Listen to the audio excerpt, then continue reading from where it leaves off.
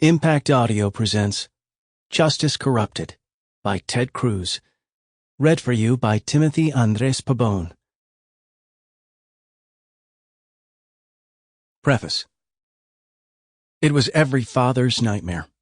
Your 14-year-old daughter, your little girl, being sexually assaulted at school, in the girls' bathroom, by a boy wearing a skirt. Horrific. But in any sane environment, the consequences would have been swift. The boy would have been prosecuted, convicted, and imprisoned. The criminal justice system would have worked, if not as a deterrent, then at least as a punishment. But Loudoun County, Virginia, was no longer a sane environment. Here, a group of left-wing ideologues had taken over the local public school system, turning their town into the kind of woke experiment that was being replicated in radical school districts across the United States. When the school board got word of this horrible assault, they covered it up, refusing to prosecute the boy. Instead, they transferred him to another school, where, to the surprise of nobody rational, he assaulted yet another young girl. Why did the system fail? We know why. Because the crime was inconvenient for the prevailing political narrative.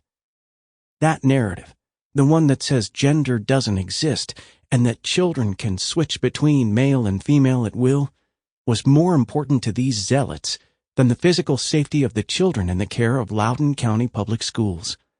Boys dressed as girls never commit sexual assaults, and they certainly don't commit them in the girls' bathroom, a place that the new leftist elite insisted should be available to anyone who identified as a girl.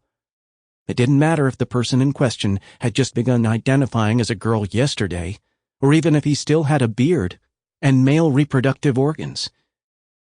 The father of the first girl assaulted, a plumber named Scott Smith, was devastated and outraged. You would be too, if the same thing happened to your daughter or the daughter of someone you love. Shortly after the incident, Smith went to his daughter's school to try to make sure justice was served. When he got there, he found out that the school's principal had no intention of taking disciplinary action against the boy, or even of calling the police. This understandably outraged Smith even further. By the end of that day, the police were finally called to the school, but not to arrest the boy who had sexually violated Smith's daughter. Rather, the police were called on Scott Smith himself.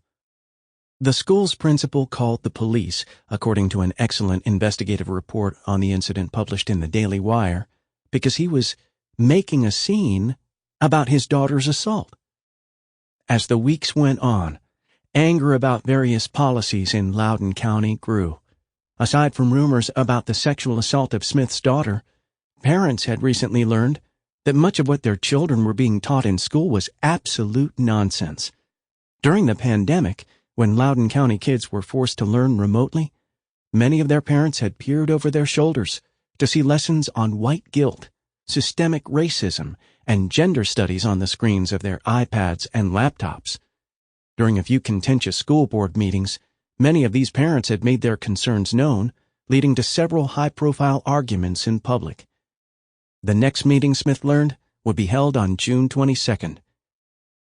During the meeting, the school board was in full defense mode. The board members knew that parents were concerned about the school's open-door bathroom policy and the potential for sexual assaults that came with it. They also knew that these fears had been realized just a few weeks earlier when Smith's daughter had been assaulted.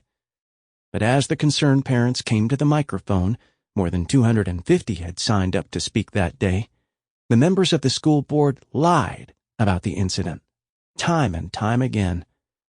When Beth Bartz, a school board member who had clashed with Loudoun County parents in the past, had the chance to address these serious concerns, she dismissed them, almost mocking anyone who would be concerned about such things. Our students do not need to be protected, she said. They are not in danger. Turning to another member of the school board, she asked whether assaults occurred in bathrooms and locker rooms. To my knowledge, interjected Scott Ziegler, the superintendent of Loudoun County Public Schools, we don't have any record of assaults occurring in our restrooms. This was a lie, as Ziegler knew and had admitted in an email. Sample complete. Ready to continue?